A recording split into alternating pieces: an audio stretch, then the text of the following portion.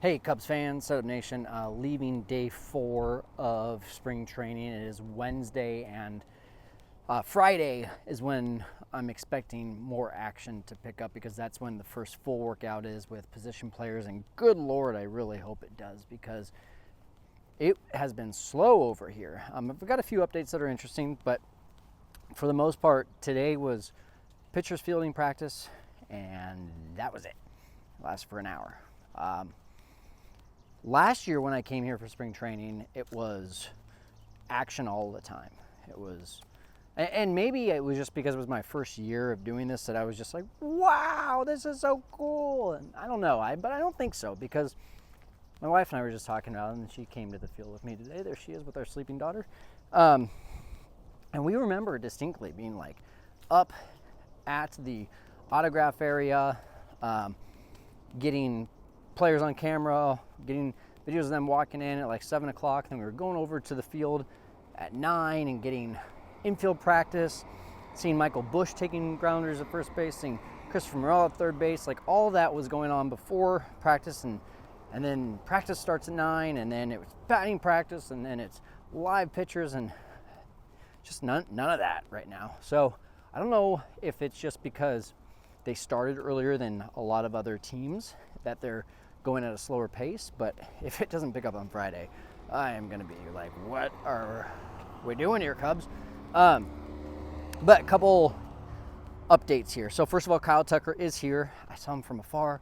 I did not get a video because it was an awkward angle, but pretty cool to see him here, especially before guys are supposed to report. The only person I have not seen at this point, I believe, is Ian Happ. Trying to think off the top of my head if I haven't seen anyone else. But got to see Steele again today. He came up and signed some autographs in front of me, and just a fun dude. You guys have seen that he's been on our channel, and just a really cool dude. So anyway, Seiya Suzuki took some fly balls and did some optional fielding things today. There was, right at 12 o'clock, there was a optional position players fielding practice on field 2, and Seiya was the only one there. And Nico continued to take ground balls today. I saw Alexander Canario and Kevin Alcantara doing some outfield drills as well. Unfortunately, the place where the outfield drills are done, it's really, like if I zoom in, they still look like an ant, and it's very grainy, so I don't have a lot of video of that stuff. But I did find the Seiya stuff to be encouraging. I think there was all of that talk over the offseason of Seiya being upset that he was only going to DH, and that he would waive his no trade clause, yada, yada, yada. It looks to me like, for him, that's more of a challenge to get better. Now, at this point, does he get better as an outfielder in his career? I'm skeptical to think so. But it is great to see that he's at least still working on it and not just accepting the fact that, like, oh, I'll never play the outfield this year. Another thing, a lot of, all this Bregman talk, all this Justin Turner talk. I'm not near the media.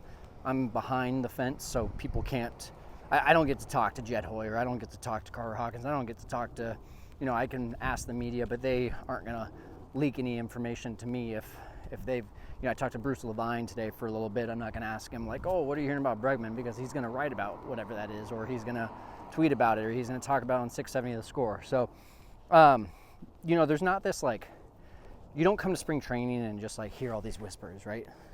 I see Jed Hoyer walking around, and I see he's got his phone, and I could be like, oh, I wonder who he's talking to. Let me try to, put the can up against the wall in here. No, you can't hear any of that. You can't see any of that. So in terms of, like, rumors and whispers and all that kind of stuff, I'm not the reporter here, right? But what I can tell you is that I'm kind of getting to the point where I'm just like, can we just please, like, commit to Matt Shaw at third base? Because, yeah, Bregman would be a nice upgrade, but, like, the more I just think about it, the more I go back to my original thought, which is, like, it just doesn't make a lot of sense to me. Why why wouldn't you just give Matt Shaw a shot and then just get maybe like a Justin Turner as a backup? But then again, Justin Turner is not a third baseman anymore, so you've really got John Birdie or Vidal Brujan or Gage Workman as your backup.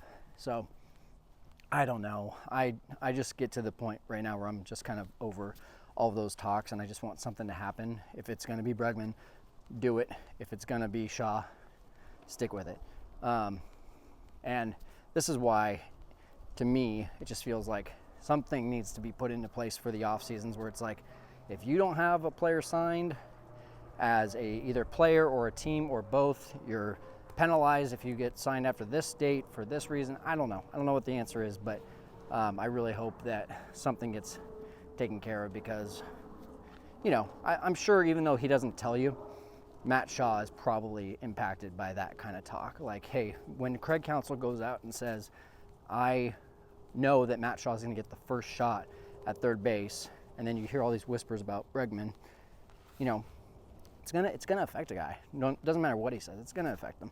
So we'll see what happens. I'm really hoping tomorrow we'll pick up for spring training, day 5. We'll be out there again, crack of dawn, till whenever it doesn't seem like there's anything else going on, and we'll have more video for you. Follow us on X, follow us on Instagram, follow us on TikTok, and keep following us here on YouTube. And let's hope for more.